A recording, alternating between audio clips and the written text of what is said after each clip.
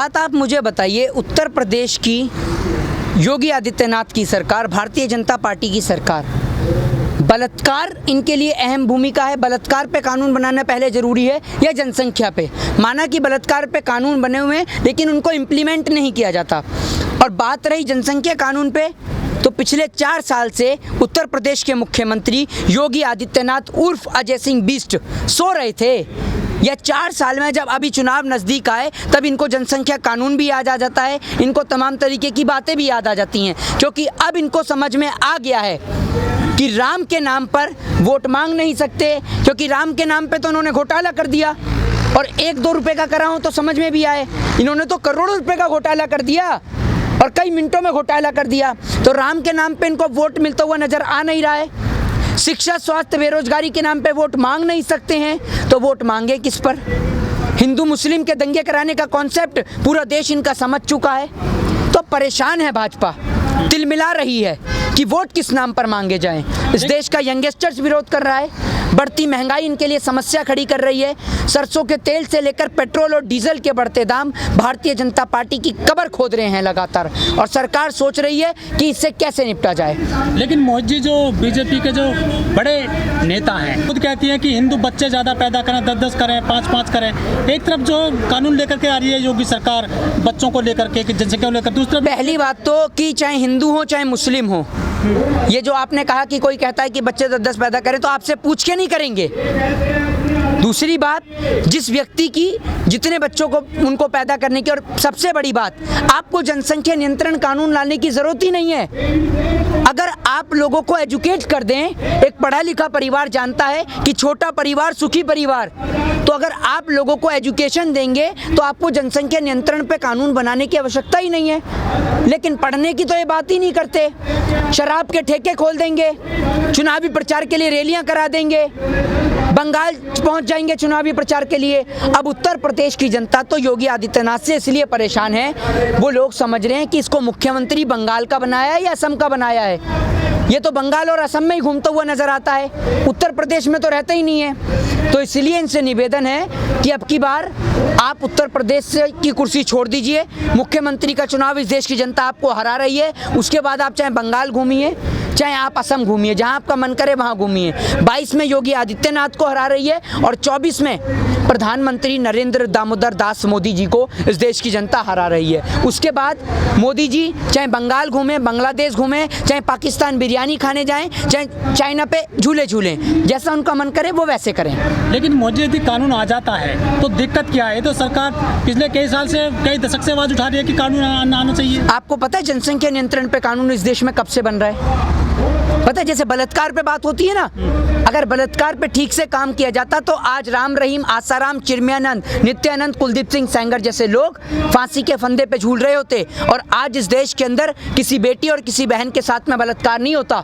लेकिन आज भी इस देश की ये दुर्दशा है, न्यायपालिका की ये दुर्दशा है कि एक बेटी और एक बहन को इंसाफ के लिए कोर्ट में कई साल तक चक्कर लगाने पड़ते हैं। और अगर आप कोर्ट की बात करते हैं तो कल ही बेंगलोर कोर्ट का एक डिसीजन है जिसमें एक व्यक्ति को 4 साल के बाद बेगुनाह उन्हें घोषित किया गया है और उसे 4 साल के बाद छोड़ा गया। एक बात आप मुझे बताइए, 4 साल के बाद जब वो घर वापस आया तो उसे पता चला कि उसके पिताजी की जान जा चुकी है इन 4 साल के दौरान। तो क्या इस देश की सरकार, इस देश के मुख्यमंत्री, इस देश के नेता उनके खोए हुए वो 4 साल वापस ला सकते हैं? बताइए। उत्तर प्रदेश के अंदर आज ये शासन व्यवस्था है कि महिलाओं के साथ बलात्कार से लेकर रेप, अपहरण, लूट, चोरी और डकैती के मामले दिन रात बढ़ रहे हैं। देश का किसान बॉर्डरों पर बैठा हुआ है, लेकिन उत्तर प्रदेश के मुखिया योगी आदित्यनाथ उर्फ अजय सिंह बिष्ट वो अपने उत्तर प्रदेश को छोड़कर वहाँ बंगाल दौरे पे हैं, कभी असम घूमने के लिए चले जाते हैं, वहाँ जाकर जनसंख्या नियंत्रण पे बात कर रहे हैं। सरकार वाकई में काम करना चाहती है, चुनाव से पहले मुद्दा बना रही जनसंख्या वाला? ये सिर्फ एक मुद्दा है। अगर काम करना चाहती तो पिछला 4 साल दिया इस देश की जनता ने। अगर काम करना चाहती तो जनता को गिनाने की जरूरत नहीं है। सेंट्रल गवर्नमेंट में भारतीय जनता पार्टी की सरकार है और उत्तर प्रदेश में भारतीय जनता पार्टी की सरकार है। तो अगर इस देश की सरकार निश्चित तौर पर कार्य करना चाहती तो वो पिछले 4 साल से अब तक जनसंख्या नियंत्रण पे कानून बना चुकी होती, ना कि भाषणबाजी कर रही होती। अगर हम आंदोलनजीवी हैं तो ये भाषणजीवी हैं, और आंदोलनजीवी तो देश के लिए आंदोलन करते हैं, लेकिन भाषणजीवी सिर्फ भाषण देते हैं। लेकिन मीडिया ने तो अपना काम शुरू कर दिया, 2 मौलाना और 2 भगवदारी बैठा के। हाँ, उनका तो काम ही यही है, मीडिया का तो काम ही यही है। कल आपने देखा कि योग दिवस के अवसर पर बाबा रामदेव पूरा तांडव करते हुए नजर आए, पूरा तांडव कर रहे हैं बाबा रामदेव। वो चैनल जो बाबा रामदेव का बाइकाट कर रहे थे, उनकी बुराइयां सुन रहे थे जब बाबा रामदेव ने डॉक्टरों को गलत बोला था, कल उन्हीं का प्रचार करा जा रहा बाबा रामदेव का। जैसे बाबा रामदेव हैं तो योगा है, वरना योगा नहीं है। वो लोग जो देश के किसान के लिए शोक दिवस नहीं बनाते, वो योग दिवस मना रहे हैं। अमिताभ बच्चन योगा करके दिखा रहे हैं, तमाम बॉलीवुड के अभिनेता नेता योगा करके दिखा रहे हैं। किसान को लेकर तो नहीं बोलते ये लोग, क्यों चुप रहते हैं किसान को लेकर? और बात रही बाबा रामदेव की, किसान टमाटर पैदा करता है, उसका टमाटर आप जानते हैं कितना बिकता है? 2 रुपये किलो, 5 रुपये किलो, वो भी मुश्किल से जाकर। लेकिन रिलायंस फ्रेश में आप चले जाइए, टमाटर मॉल में चले जाइए, वही टमाटर 50 रुपये किलो बिकता है। और किसान को अपने टमाटर के लिए पैसा लेने के लिए कई बार बैंकों के चक्कर लगाने पड़ते हैं, तब जाके उसे व्यापारी के चक्कर लगाने पड़ते हैं, तब जाके उसे पैसा मिलता है। तो ये देश बिजनेसमैन की जागीर नहीं, ये हिंदुस्तान हमारा है।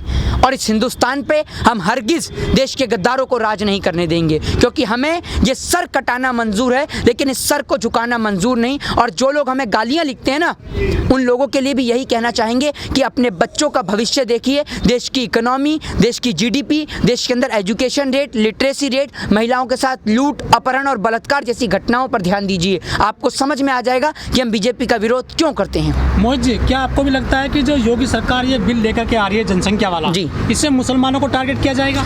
देखिए, इनका काम सिर्फ हिंदू वर्सेस मुस्लिम करना है, वरना पिछले 4 साल में बिल लागू हो सकता था बड़े आराम से, शांतिपूर्ण तरीके से लागू होता। चुनाव के टाइम पर ही क्यों? योगी जी यूँ भी कह सकते थे कि भैया पिछले 4 साल से हमारी सरकार है, तीसरे साल में कर देते, दूसरे में कर देते, या जब सरकार बनती दोबारा तब करते, तब सोचते। प्रधानमंत्री नरेंद्र मोदी जी सेंट्रल गवर्नमेंट में बैठे हुए हैं, तब भी हमें तो ये समझ में ही नहीं आता कि ये सरकार जाति धर्म के नाम पर क्यों वोट मांगती है, क्योंकि शिक्षा स्वास्थ्य के नाम पर इनसे वोट मांगा नहीं जाता। और अब की बार उत्तर प्रदेश की जनता तैयार है, भारतीय जनता पार्टी के नेताओं का स्वागत फूल की माला से नहीं, दरवाजे पर एक जूते की माला बनाकर रखी जाएगी। और जैसे ही बीजेपी के नेता वोट मांगने के लिए आएंगे, कोई हल्ला गुल्ला नहीं, कोई शोर शराबा नहीं, वो जूते की माला उतारी जाएगी और उनके गले में पहना दी जाएगी। ये देश की जनता का प्रोग्राम है। 7 साल के दौरान मोदी जितने भी कानून लेकर के आई है, जितने भी उसने फैसले लिए हैं, सबका विरोध होता है पूरे देश में। ये वजह क्या है इसकी? क्योंकि ये कोई भी अच्छा कानून लेके नहीं आते जिसका पक्ष लें। एक बात आप मुझे बताइए, अगर प्रधानमंत्री मोदी कहेंगे कि हमें चाइना से आगे निकलना है, हमें अमेरिका को पीछे पछाड़ना है, तो इसके लिए मैं अपने देश के युवाओं के लिए उनसे आग्रह करता हूं कि मेरे देश के युवा खुद इन्वेंशन करें, हमारे देश में सामान बनाया जाए। तो क्या लोग इस फैसले का स्वागत करेंगे? नहीं करेंगे? करेंगे। लेकिन ये अपने ही देश के लोगों को लड़ाने की बात करते हैं। दूसरी बात, प्रधानमंत्री मोदी जी की आप वादों की बात कर रहे हैं, ये जनसंख्या नियंत्रण कानून पे बात ठीक उसी प्रकार है जिस तरीके से बात ये 15 लाख रुपए पे भी करते थे, 100 स्मार्ट सिटी पे भी करते थे और 2 करोड़ रोजगार पे भी करते थे। लेकिन होता क्या था? पूर्ण रूप से फ्लॉप। और ठीक उसी तरीके से इनका ये जनसंख्या नियंत्रण कानून सिर्फ वोट बटोरने की राजनीति है, जाति धर्म कास्ट और रिलीजन की राजनीति है, बाकी और कोई इनके पक्ष का फैसला नहीं है। तो क्या इसमें बहकावे में आएंगे जनसंख्या नियंत्रण? बिल्कुल नहीं आएगा। अब नहीं आएगी इस देश की जनता। इस देश की जनता ने इतने दंगे देखे हैं, किसान को सड़क पे पिटते देखा है, जवान को सरहद पे शहीद होते देखा है। तो क्या अब भी आपको लगता है कि इस देश की जनता इनके बहकावे में आएगी? क्या इस देश की जनता को नहीं दिख रहा 2 साल से स्कूल कॉलेजेस बंद हैं? भक्ति कम हो गई देश में। भक्ति तो कम हो ही गई है। भक्ति अब लोग भगवान से करने लगे हैं, नरेंद्र मोदी जी से नहीं।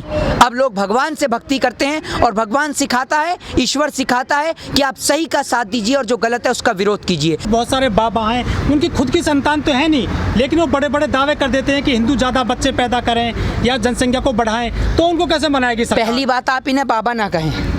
और दूसरी बात, अगर जनसंख्या की बात कर रहे हैं तो प्रधानमंत्री नरेंद्र मोदी जी कौन से नंबर के हैं आप बता दीजिए जरा।